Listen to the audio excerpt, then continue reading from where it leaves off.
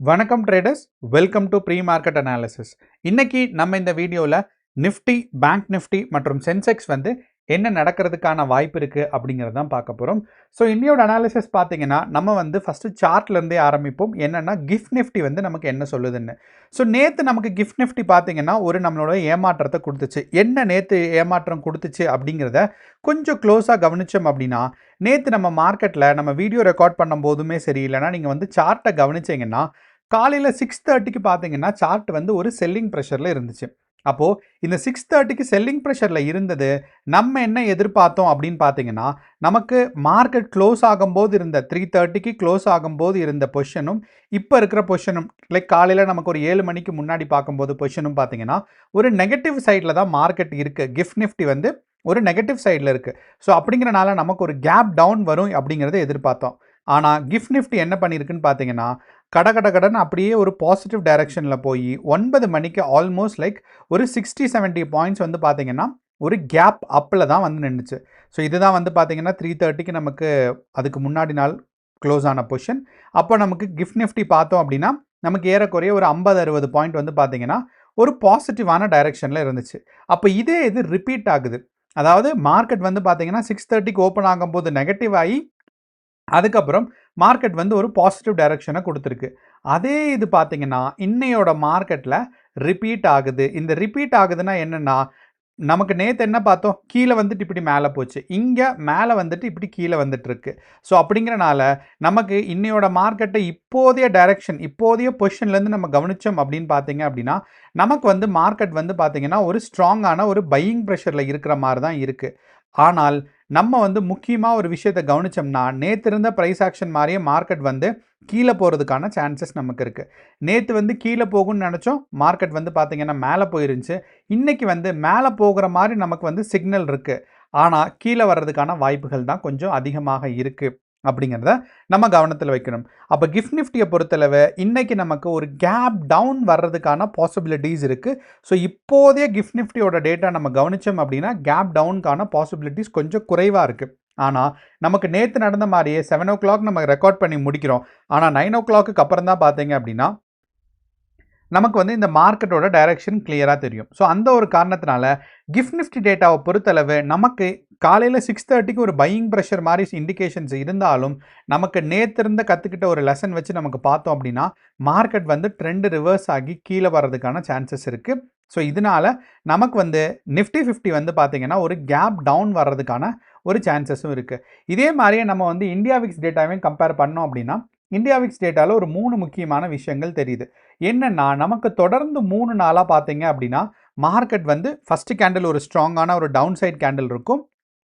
அப்போது நம்ம கண்டிப்பாக தெரியும், இந்தியா விக்ஸ் பார்த்தீங்கன்னா நிஃப்டிக்கு ஆப்போசிட்டாக இருக்கும். ஸோ இந்தியா விக்ஸ் நெகட்டிவாக போச்சுன்னா நிஃப்டி ஒரு பாசிட்டிவ் டைரக்ஷனில் புஷ் ஆகும். அதுக்கப்புறம் பார்த்தீங்கன்னா அதே மாதிரியே பார்த்தீங்கன்னா அடுத்து திங்கக்கிழமையும் மார்க்கெட்டில் ஒரு ஃபஸ்ட்டு கேண்டில் ஒரு நெகட்டிவ் கேண்டில், அடுத்து நமக்கு செவ்வாய்க்கிழமையும் மார்க்கெட்டில் ஃபஸ்ட்டு கேண்டில் நெகட்டிவ் கேண்டில். அப்போ இந்த 3மே ஃபஸ்ட்டு கேண்டில் நெகட்டிவ் கேண்டிலாக இருக்கிறம்போது மார்க்கெட் பார்த்தீங்க அப்படின்னா 15.5லிருந்து 13 புள்ளிக்கு வந்துருச்சு. 13.9 13.6க்கு வந்துருச்சு. ஸோ அப்படிங்கிறனால நமக்கு ஏற்கனவே இந்தியா விக்ஸ் ரொம்பவே கூலாக இருக்குன்னு தான் அர்த்தம். ஸோ அப்படிங்கிறனால நம்ம கண்டிப்பாக ஒரு எக்ஸ்ட்ராடினரி பாசிட்டிவ் மூவ் எக்ஸ்பெக்ட் பண்ணக்கூடாது. ஏன்னா இந்த இடத்துல இந்தியா விக்ஸ் கூல் டவுன் ஆனாலும் 13.5 13.3 பார்த்தீங்கன்னா ஏற்கனவே ஒரு ரொம்ப ஸ்டேபிளான இந்தியா விக்ஸ் தான். ஸோ இங்கேருந்து மார்க்கெட் ஒரு டவுன் சைட் வந்தாலும் நம்ம நேத்தோட மார்க்கெட்டை கம்பேர் பண்ணும்போது பார்த்தீங்க அப்படின்னா மார்க்கெட் ஒரு எக்ஸ்ட்ராடினரியாக பாசிட்டிவாக போகாது. ஸோ 24,000 பிரேக் அவுட் பண்ணிவிட்டு மேபி 24,300 இல்லைனா 400 வரைக்கும் போகலாம். ஆனால் இந்தியா விக்ஸுக்கு பார்த்தீங்கன்னா நமக்கு டவுன் சைடு வர்றதுக்கான எவ்வளோ பாசிபிலிட்டிஸ் இருக்கோ அதை விட 2 மடங்கு நமக்கு அதிகமாக இருக்குது. எதுக்குன்னா மார்க்கெட் இந்தியா விக்ஸ் பாசிட்டிவ் டைரக்ஷனில் போகிறதுக்கு. அப்போ இந்தியா விக்ஸ் பாசிட்டிவ் டைரக்ஷனில் போச்சுன்னா கரெக்ட் தான். இந்தியா விக்ஸ் பாசிட்டிவாக போச்சுன்னா நீங்கள் யோசிக்கிறது நிஃப்டி நெகட்டிவாக போகும்னு. ஸோ அப்போது இந்தியா விக்ஸ் ஏற்கனவே ஒரு கூல்டான ஒரு இந்தியா விக்ஸில் இருக்கிறனால நம்ம என்ன எதிர்பார்ப்போம்னா, ஸோ இந்தியா விக்ஸ் குறைஞ்சிச்சு அப்படின்னா இதுக்கு பேர் கூலிங்னு சொல்லுவாங்க. இந்தியா விக்ஸ் மேலே போச்சு அப்படின்னா நமக்கு இங்கிலீஷில் ஆங்கிலத்தில் நமக்கு இந்தியா விக்ஸ் வாலடைலிட்டி எக்ஸ்ப்ளோஷன் ஆகுதுன்னு சொல்லுவாங்க. ஸோ டக்குன்னு மேலே போகிறத. ஸோ அதனால் நம்ம என்ன சொல்லணும்னா ஒரு கூலாக இருக்கிற ஒரு சுச்சுவேஷனில் இருக்குது அப்படிங்கிறனால நமக்கு இந்தியா விக்ஸோட ஒரு ஃபஸ்ட்டு ஒரு 30 மினிட்ஸ் இல்லைனா ஃபஸ்ட்டு ஒரு 2 கேண்டிலே நமக்கு இன்னையோட மார்க்கெட் டைரக்ஷனை கிளியராக கணிச்சிடும். ஸோ இன்னையோட மார்க்கெட் டைரக்ஷன் பாசிட்டிவாக இருக்குமானால் ஃபர்ஸ்ட் கேண்டில் இந்தியா விக்ஸில் வந்து பார்த்தீங்கன்னா ஒரு நெகட்டிவ் கேண்டிலாக இருக்கும். அதே சமயம் இன்னையோட மார்க்கெட்டில் வந்து ஒரு நெகட்டிவ் டைரக்ஷன்னா இந்தியா விக்ஸ் வந்து பார்த்தீங்கன்னா ஃபர்ஸ்ட் கேண்டில் ஒரு ஸ்ட்ராங்கான க்ரீன் கேண்டிலாக இருக்கும். அப்போ இந்தியா விக்ஸை நீங்கள் கவனிச்சிங்கன்னாவே இன்னையோட மார்க்கெட்டை நம்ம தெரிஞ்சுக்கலாம். அண்ட் நேற்று நமக்கு ஒரு ரொம்ப டைட்டான எக்ஸ்பைரி என்னென்னா காலையில் ஒரு 11:30 வரைக்கும் பார்த்தீங்க அப்படின்னா மார்க்கெட் வந்து 23,950க்கும் 23,900க்கும் நடுவில் இருந்துச்சு. அதுக்கப்புறம் பார்த்தீங்கன்னா பிரேக் அவுட் ஆகிட்டு 23,900க்கும் 24,000க்கும் நடுவில் இருந்துச்சு. ஸோ காலையில் ஒரு 50 பாயிண்ட்டு, சாயந்தரம் பார்த்தீங்கன்னா ஒரு 50 பாயிண்ட்டு. இந்த ரேஞ்சுக்குள்ளேயே தான் நிஃப்டி 50 இருந்தனால நேற்று வந்து ரொம்ப ஒரு டைட்டான கன்சாலிடேஷன். அண்ட் எக்ஸ்பைரி டே அன்னைக்கு காலையில் ஒரு 50 பாயிண்ட், சாயந்தரம் ஒரு 50 பாயிண்ட், டோட்டலாக கவனிச்சோம்னா ஒரு 100 பாயிண்ட் தான் மேலே கீழே போயிருக்குங்கிறது ரொம்பவே ஒரு கவலைக்கிடமான ஒரு விஷயம் தான் சொல்லலாம். ஆனால் நம்ம இதிலிருந்து என்ன தெரிஞ்சுக்கிறோம்னா பையர்ஸ் அண்ட் செல்லர்ஸ் வந்து யாருமே அதாவது பம்ப் பண்ணுறதுக்கு ரெடியாக இல்லை. எஃப்ஐஐஸாக இருக்கட்டும், டிஐஐஸாக இருக்கட்டும், ப்ரோஸாக இருக்கட்டும், நமக்கு வந்து மார்க்கெட்டில் டைரக்ஷனலாக வந்து பார்த்தீங்கன்னா மணி பம்ப் பண்ணுறதுக்கு ரெடியாக இல்லைன்னு அர்த்தம். ஸோ அப்படிங்கிறனால நிறையா பேர் இன்னும் நிறையா விஷயங்களுக்காக மார்க்கெட் கன்சாலிடேஷன், குளோபல் நியூஸ் இதுக்காக வெயிட் பண்ணிகிட்டே இருக்காங்க. ஸோ அப்படிங்கிறனால மார்க்கெட்டோட டைரக்ஷன் வந்து ஒரு ஸ்ட்ராங்கான பாசிட்டிவ் டைரக்ஷனாக போகிறதுக்கான வாய்ப்புகள் இப்போதைய நிலைமையில் இல்லை அப்படிங்கிறத நம்ம தெரிஞ்சுக்கிறோம். அதே சமயம் நம்ம வந்து ஓப்பன் இன்ட்ரெஸ்ட் டேட்டா வந்து நம்ம எக்ஸ்பெக்ட் பண்ண முடியாது. காரணம் என்னென்னா நேற்று தான் எக்ஸ்பைரி நடந்திருக்கு. அது மட்டும் இல்லாமல் FIIs, DIIs and time versus ஓஐ இது எல்லாமே பார்த்தீங்கன்னா நேற்று எக்ஸ்பைரி நடந்தனால நம்ம வந்து இன்றைக்கி ரெஃபர் பண்ண முடியாது.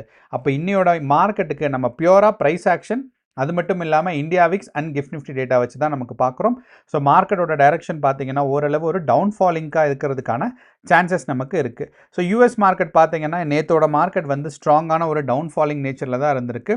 நம்மளோட நாஸ்டாக்கோட காம்போசிட் இண்டெக்ஸும் டவ் ஜோன்ஸ் இண்டஸ்ட்ரியல் ஆவரேஜ் பார்த்தீங்கன்னா நீங்கள் கவனிச்சிருந்திருப்பீங்க. நம்ம ரொம்ப நாளாக நீங்கள் வீடியோ ஃபாலோ பண்ணுறதாக இருந்தால், அப்படி இல்லைன்னா நீங்கள் வந்து பழைய வீடியோ பார்த்தாலும் சரி, எப்பயுமே இந்த 3 இண்டெக்ஸஸும் Nasdaq, Dow Jones and S&P 500 3மே பார்த்தீங்கன்னா பெரும்பாலும் ஒரே டைரக்ஷனில் தான் இருக்கும். அண்ட் ரொம்ப சில நாட்களில் தான் பார்த்தீங்கன்னா இந்த டவ் ஜோன்ஸ் இண்டஸ்ட்ரியல் ஆவரேஜ் வந்து பார்த்தீங்கன்னா கொஞ்சம் டிஃப்ரெண்ட்டாக பிஹேவ் பண்ணும்.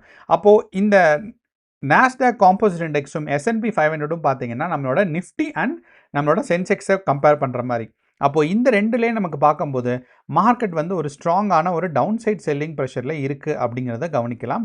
அண்ட் டவ் ஜோன்ஸ் இண்டஸ்ட்ரியல் ஆவரேஜில் ப்ரொடக்ஷன் பேஸ்டு கம்பெனிஸ் எல்லாம் இருக்கிறனால ப்ரொடக்ஷன் வந்து கொஞ்சம் பாதிச்சிருக்கு இந்த ஆயில் ப்ரைஸ் இன்க்ரீஸும் அண்ட் ஈரான் யூஎஸ் வார்னால். ஸோ அதனால் நமக்கு யூஎஸ் மார்க்கெட்டை பொறுத்தளவு எல்லாமே 2 மேஜரான மார்க்கெட்ஸ் வந்து நாஸ்டாக்கோட காம்போசிட் இண்டெக்ஸும் நம்ம S&P 500ம் பார்த்தீங்கன்னா ஒரு நெகட்டிவ் ப்ரெஷரில் தான் இருக்குது. அப்படிங்கிறனால இன்னையோட மார்க்கெட் வந்து ஒரு டவுன் சைட் போகிறதுக்கான வாய்ப்புகள் கொஞ்சம் அதிகமாக இருக்குது. ஸோ கேர்ஃபுல்லாக ட்ரேட் பண்ணுங்கள். All the best. நன்றி, வணக்கம்.